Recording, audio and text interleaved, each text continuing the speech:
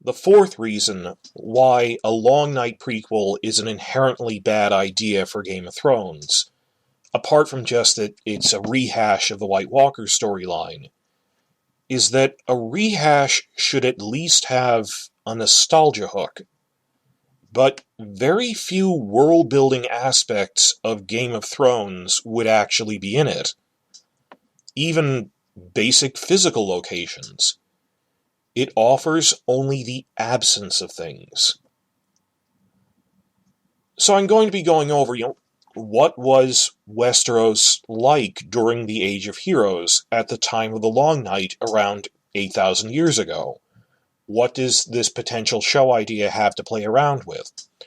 Going to be going over basic setting aspects and cultures and cultural aspects, but the focus of this will be on locations, just what physically existed then. Like, King's Landing didn't exist yet, and what was there? Not much. Well, to start with, the First Men were the only human ethnic group in Westeros. The Andals came thousands of years later. This is like fantasy Britain, so the First Men are like the Celts, and the Andals are like the Anglo-Saxons. And then mixed in with that in Dorne, you have what's basically medieval Spain people.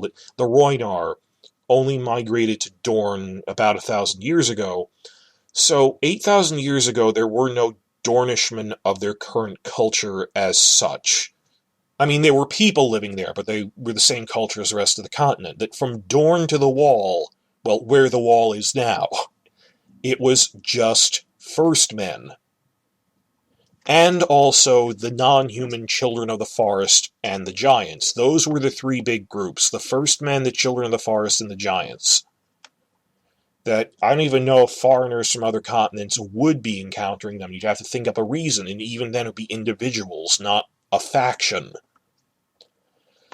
Well, certain familiar noble houses were Andals, so they didn't exist during the Age of Heroes. Just rattling off, like the Arryns were major Andal leaders. They don't exist. The Martells were specifically an Andal family that were later joined by Nymeria of the Rhoynar, and they became like Rhoynar in medieval Spain-like. That even the name Martell didn't exist in this time period. And of course, House Targaryen, who only migrated to and conquered Westeros 300 years ago. That Martinus, I talk about this in the other parts of this, that Martinus said, there are no Targaryens in the Long Night prequel. There are no Valyrians, there are no dragons in it. And you could, that's a separate debate. He said, could we force it in even though it doesn't make sense? No, they're not going to do that. End of discussion. They're not putting dragons in it, whether you like it or not. And the answer is, well, you should have picked one of the other prequel eras that has dragons in it if you wanted dragons, rather than forcing them into this. Regardless, a few others intermarried with Andals, but did exist in name, like the Lannisters or the Hightowers. They were around in the Age of Heroes, and they later intermarried with Andals, so they're really considered more Andal at this point, but there was someone of that name around. The Tullys weren't lords then, but you could find someone named Tully. The Greyjoys would be probably ruling Pike Island. Others had ancestors, but not the name. I talked about this in the other parts. Like the Baratheons, through the female line, descend from House Durrandon. So they could point to, this is Durin Godsgrief, the founder of House Durrandon, ancestor of the Baratheons. That's fine for me as a book reader, but I worry that TV-first people would get confused by someone whose last name isn't Baratheon right there. A recognizable name. So that's one more added layer of problem there. Or like the Tyrells were an Andal family through the male line, but they had ancestors in House Gardner through the female line. So, but would we even have characters from the Reach or the Stormlands in this show, or is it entirely contained in the North? I'm not sure. But those names didn't exist. And some were only recently elevated to noble houses, like House Frey simply doesn't exist. It was only created 600 years ago. Bigger aspect, that's just, what names existed or what didn't. Bigger aspect from, on a cultural level, a society level, this is before the Andal invasions. So the Faith of the Seven is not present. Their analog of medieval Christianity and the Church, So just all the interactions with that, and as a fixture of their society, that isn't in it. Related to that is that knighthood is specifically an Andal cultural institution as well. With religious overtones, it's tied to the faith of the Seven. So knights as such don't exist either. Well, they used to say that they had mounted warriors, that the North, even in the present day, that the Starks have mounted warriors who are knights in all but name, but they don't have that religious aspect of it, and chivalry isn't really a thing as much. It's just being a warrior. And they don't have tourneys, for example. Tournaments aren't really a thing, but specifically knights don't exist, so people wouldn't be called sir and stuff. This is a minor point, but I think it's kind of interesting just on the level of language. That the common tongue of Westeros in Game of Thrones is specifically the language of the Andals. It's the common tongue of the Andals, which everyone else picked up after they conquered most of the continent.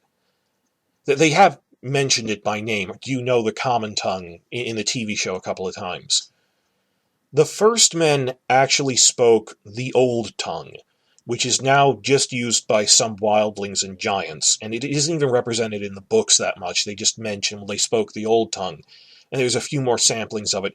The TV show actually showed it exactly once in the Hardhome episode, where a giant says, like, "What the heck are you looking at?" in Old Tongue, and they said that's an Old Tongue.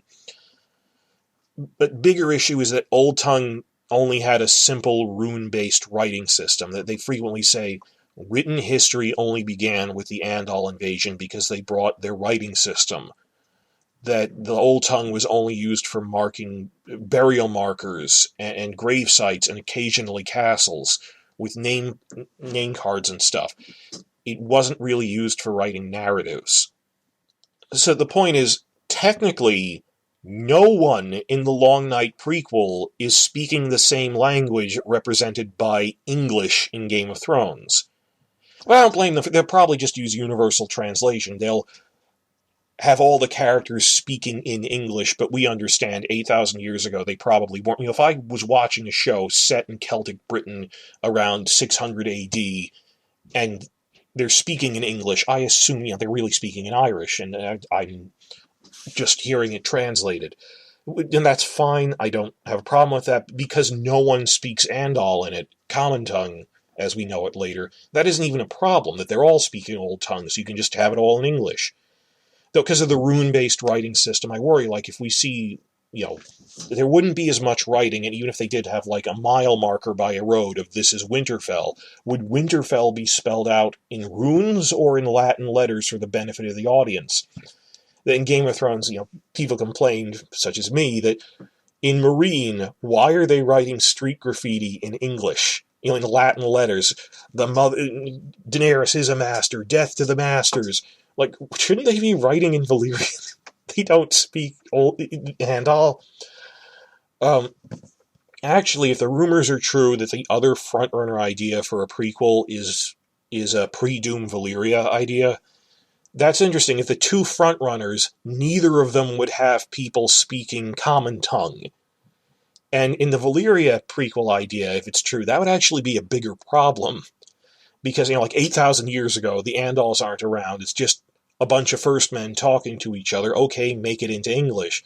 But if something set in, like, Valyria 400 to 500 years ago, I imagine that most of the time we're hearing Valyrian as English, but it's contemporary with pretty much modern Westeros. Like, the Lannisters are ruling the Westerlands as an independent kingdom, but what if, like, a Lannister king travels to Valyria to buy a sword, and he's speaking common tongue Andal when we're hearing Valyrian as English?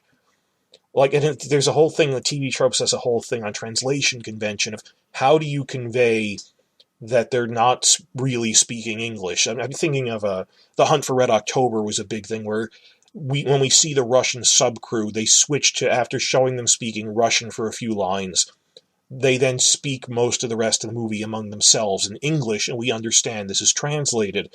But then at the end of the movie, when you run into the American crew are suddenly speaking to them in English, and it switches back to Russian, it's a little jarring. So just that both of these frontrunner ideas for prequels are settings where the main language isn't the common tongue. And it'll be interesting to see how they address that. I think, yeah, but Long Night would probably, this wouldn't affect the spoken language, but it's more about the written language, is what I, like, people wouldn't be writing notes on ravens. Would they? They don't have as much of a written system. I don't know if the Raven network existed yet. Now, the Age of Heroes was basically the Bronze Age of Westeros, and it was only later that the Andals introduced iron and steel weapons and armor. That this is a frequent comparison that's made, that, well, the Children of the Forest used, like, bows and arrows that shot weirwood arrowheads, which are razor sharp. They can really do damage, but they can't penetrate armor at all if you have basic armor. So, like, a crude shirt of bronze armor could stop that pretty well. That they said, well, the children had more magic, but the humans were winning because they were more numerous, and because they had bronze armor and weapons, which the children didn't really have, material-wise, despite all their magical powers, only to then, thousands of years later, have the Andals conquer the First Men because they had iron and steel, which is a lot better than bronze. Bronze is an alloy of copper and tin. But in case you're getting a mental image, and when you say the Bronze Age, I would instantly, my mind turns to images of, Bronze Age Greece, the Trojan War, these suits of gleaming bronze armor. But we're talking Bronze Age Celtic Druid Britain. Not 1000 BC Greece, 1000 BC Britain. So they looked pretty much like what the wildlings looked like in Game of Thrones. That they didn't really have that advanced of a material culture in terms of making things. It was cruder back then. I don't really think they'd have full suits of armor, would be relatively rare, and they weren't as well made. They were like sheets of discs of copper and that kind of thing. Politically, the Seven Kingdoms of Westeros did not exist yet. Not just that the Seven Kingdoms weren't unified into one realm under the Iron Throne yet. Not each of the individual Seven Kingdoms hadn't united yet. The Kingdom of the North didn't exist. The Kingdom of the Westerlands didn't exist. The Reach. These were just broad geographic regions. Every local lord was a king then. They call it the Age of the 100 Kingdoms, though they also say it wasn't really 100, it was closer to 50 or something. That, like, the Reach was 4 smaller kingdoms, the North was about a dozen petty kingdoms, like 50-ish. But everyone who was like a bannerman major vassal in the War of the Five Kings would be like a petty king in this time period. This is a map of the North with all the names of the major bannermen put on in the regions they rule as vassals of the Starks. Transitioning back to the Long Night, well, this is a mock-up to show you that it was a patchwork of smaller petty kingdoms. And it lists off in the World of Ice and Fire, well, the Starks were kings of the area around Winterfell in the middle. The Umbers were kings in the north at Last Hearth. The Boltons ruled much of the east, and they were the rivals of the Starks, but also says the Glovers were their own independent petty kings over the Wolf's Wood. The Dustons ruled as kings over the Barrowlands. The Marsh Kings of the Cranogmen, who were different from the Reeds. The last Marsh King got wiped out. The Reeds were a different family. So the Cranogmen were their own little kingdom. And there's also some minor ones like the Locks, the Flints. I don't know which branch of them, but it also lists off, some of these don't survive. When you have a war and they go, well, we fought a war to conquer this place from what? Well, this other family. Why didn't we hear about them before? Well, because they're all dead. It lists off, in the World Book, some of the families on the losing ends of these internal wars were House Slate, House Fisher, House Ryder, that they don't survive to the modern period because, they got conquered and absorbed by someone else. The Karstarks wouldn't exist yet at all, that they were a cadet branch of the Starks that only branched off about 1,000 years ago, and the Manderleys wouldn't be in the north either. The Manderleys may have existed in the Reach, but they only came to the north about 1,000 years ago. The Mormonts were never kings of Bear Island, that once the Starks kicked the Ironborn out, they rewarded one of their loyal soldiers with rule of the island, and they became House Mormont. So you might see someone named Mormont, but that they wouldn't be a minor king or something then. Bigger point is that kings in the Age of Heroes ruled much smaller kingdoms. really petty kingdoms, so the scale is smaller. I mean, when you talk about the petty kingdoms in ancient Ireland, like the king of Meath was not remotely the same scale as the king of France.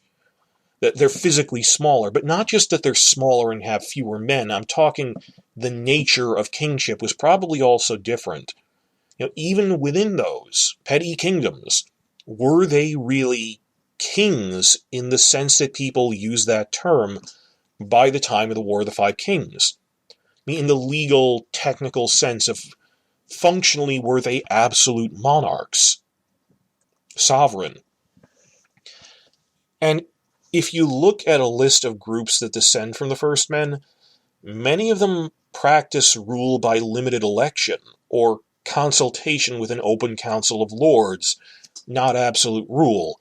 And that's just guesswork. But, 5 different groups descending from them have this more or less similar way of ruling. It seems they were like that we could reasonably assume that. And if you're saying that I just copied this list from the A Song of Ice and Fire wiki on Westeros.org, I added this whole section to their article on First Men when I realized, wait a minute, they all do that. So this is something I wrote up there that I'm repeating here. That the Ironborn, their lords and captains hold a vote in a Kingsmoot election, that the kingship is not hereditary. And a lot of the other groups branching off from the First Men were actually like that the World Book says the First Men in Dorne, even before the Andals, well, not even all of them, just the ones around the mouth of the Greenblood River in the east, they basically used to hold what sounds like a Kingsmoot of their own, electing a non-hereditary High King. And it eventually collapsed when there was a disputed election and the whole system fell apart. I think because the Ironborn have a priesthood and the First Men don't, the First Men that stayed on the mainland. So when there's like a disputed Kingsmoot election, the drowned priests, the drowned men can intervene and go, no, we must follow the drowned god's will as expressed in the Kingsmoot. No king but from the Kingsmoot. Like with their prophets and their priests, that the First Men in Dorne wouldn't have clergy to really back up respecting the election, so you can kind of see why it would fall apart over time. But that was there too, and the free folk, the people who are really a lot like what the First Men used to be like, they will sometimes voluntarily unite behind a single overchief, the king beyond the wall, like Mance Rayder. And it is explicitly not hereditary. I don't think they have like a formal vote or anything, but they keep saying, we agreed to follow him, we chose to follow him, he didn't conquer us and incorporate us, he convinced everyone to follow him voluntarily. Which is, ruling through a group consultation, they chose him. Also, the hill tribes of the Vale, that they're officially all the descendants of the First Men who fled to the mountains in the Vale when the Andals invaded and to scratch out a living among the rocks. And you saw them in Season 1 of the TV show. They had a bit more material in the books that Tyrion has to spend time waiting for them to decide to follow him to join the Lannister army. That it says they have chieftains, but make decisions in councils where anyone has the right to have their voice heard. So it's this open consultation. It's like a town hall meeting more than just, I'm an absolute monarch, we're going to do this because I'm the chief. They have this rowdy town hall meeting, and Tyrion is annoyed that it's taking too long because everyone has to get their voice heard in the council. Again, it's like that this rule through consensus. And even in the World Book, it explicitly says, quote, were the kings from the Age of Heroes, were they truly kings as we understand it, all these petty kingdoms? Archmaester Aeron writes that the Crannog men saw their kings as more of a first among equals, that he was the ringleader. And even later, the Stark rule over the North went through transitional stages, multiple stages. It says, well, originally they just called themselves the Kings of Winter when they were the kings of the area around Winterfell. And even after they united the North, they still called themselves that for a while. It was only centuries after that they slowly transitioned into calling themselves the Kings in the North, claiming by the title rule over all of the North. They were sort of like the High Kings of Ireland, who had overlordship and hegemony over all the other kingships, but in the North, it grew more absolute over time. On a broader question of what were social patterns like for the first men, what was their society like, what were the attitudes of the first men about gender and sexuality? Well, that's harder to say. The free folk and the hill tribes have female warriors and even political leaders, chieftains over some of the tribes, but the Ironborn do not. So that's inconclusive compared to, well, their political model leans towards consensus kingship in 5 out of 5 of their descendant groups. That looks like a pattern. Here it's kind of split. I lean towards that they probably had female warriors and spear wives, like Egret-like characters, because the wildlings and the hill tribes are like that, and they're said to be more like the original First Men, whereas the Ironborn split off from the culture on the mainland. They're their own separate thing. Maybe even in the Long Night, the Ironborn didn't have female warriors, but the mainlanders do. Hard to say, but glass half full, they never said there weren't female warriors and political leaders. They didn't say anything. There are no specific legends or oral tradition about female warriors or leaders from this time. There's no legendary Queen Boudica, Amazon-type warriors in Westeros. And even after the Long Night, female rulers were rare, though that may have changed with time. As the historical record gets more settled, after the Long Night, when history really begins, it says that in all of its thousands of years-long history as an independent kingdom, the Kingdom of the Reach had exactly one female ruler. There was only ever one ruling queen of the Reach who inherited it in her own right because all of her brothers died or there was no uncle or whatever reason that she inherited in her own right because there wasn't a male heir. Obviously, this doesn't mean that there were never female functional rulers. I mean, they could have been powerful regents and stuff, but they said there was only ever one who inherited in her own right in the Reach. It was kind of rare in the other kingdoms, too.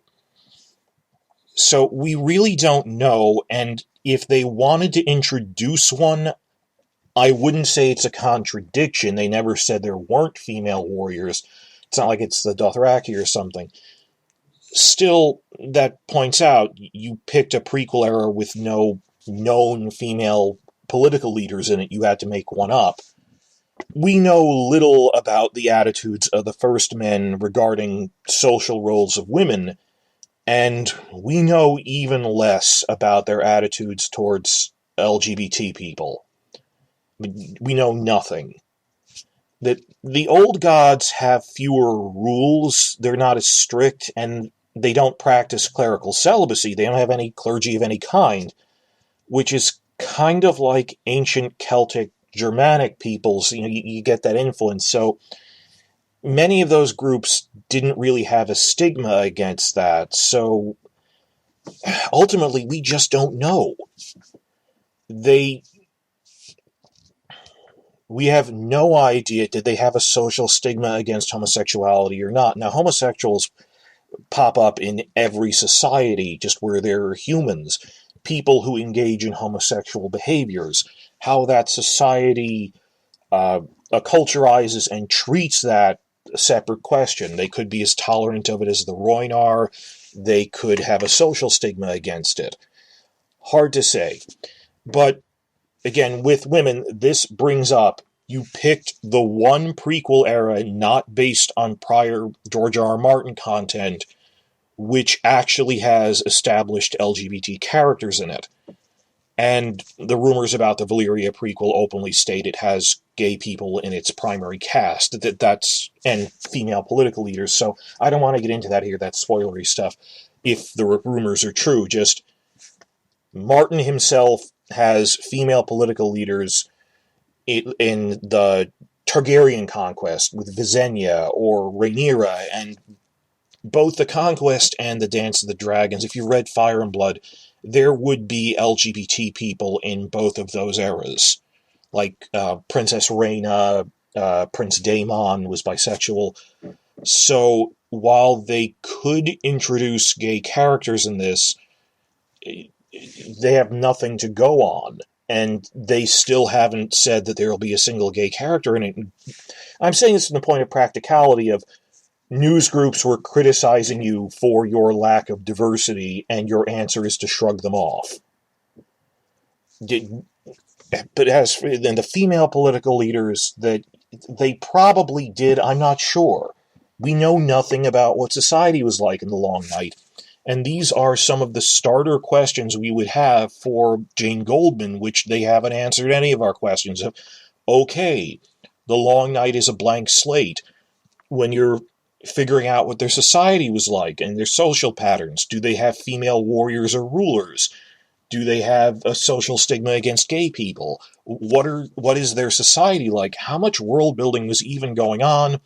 Or is this just repeating what we saw in the first series, the first TV series, without really thinking out how different it should be?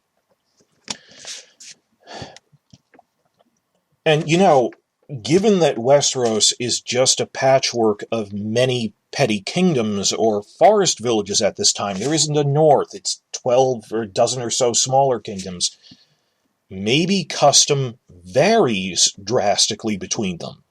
That's interesting. If the different petty kingdoms, maybe they're not all the same.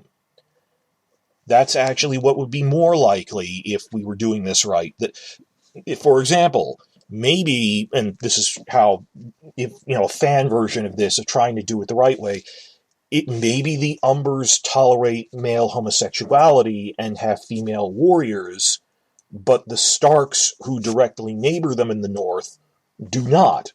That would be an interesting difference of, well, actually, each petty kingdom has its own little customs, and don't really have this unified, continent-wide value system, continent-wide culture. There's a lot of local custom. We just don't know. And I'm thinking about the way that, realistically, the Germania that the Roman historian Tacitus wrote about wasn't really a single uniform nation the way he's describing it. He has a very skewed view of this. He makes sweeping generalizations that they have all these uniform customs that, well, I visited this one region of Germania around the Rhine, therefore all of Germania must be like this, that, they all elect their kings at a council called a thing, the thing plots.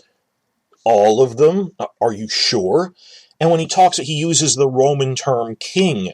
Well, that actually has a lot of specific concepts attached to it. Maybe their concept of the word king is more of a consensus rule or a hegemon, a ringleader, than, they're an absolute monarch like an emperor. Maybe the term king from Roman is a little too specific. So maybe they weren't absolute Roman monarchs in that sense. That you have to understand, Germany isn't really one country so much as it is 4 or 5 smaller countries all stuck together. I mean, is an incomprehensible fisherman from Hamburg really a countryman with cultured people living in the Rhineland? Is someone in the dairy country in Thuringia really the same tribe and country as some drunken Bavarian up in the mountains? They're this rich patchwork, and you're erasing all of these local differences, what makes them special, by saying, well, there's just this uniform Germany. When there's different customs, there's different laws, and a different language, really. Well, you get to be a new language when you have an army and a navy, really. Ask the Swiss Germans.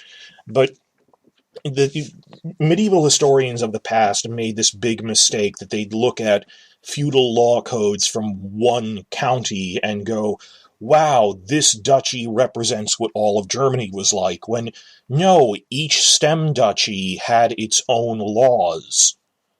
And, like, female inheritance might be different from one to the next. And only in the past generation or so have historians caught up and realized we generalized far too much. Custom was very specific depending on the region. It was a grouping of smaller subcultures and subcountries. So maybe if a fan smarter than me were doing a Long Night prequel the right way, we'd be doing it with, well, the North isn't unified yet, and that would extend to the cultural level that each petty kingdom is slightly different. But I'm not sure if they'll actually do that. That's what they would do if they were smart about this. And we see no evidence of that.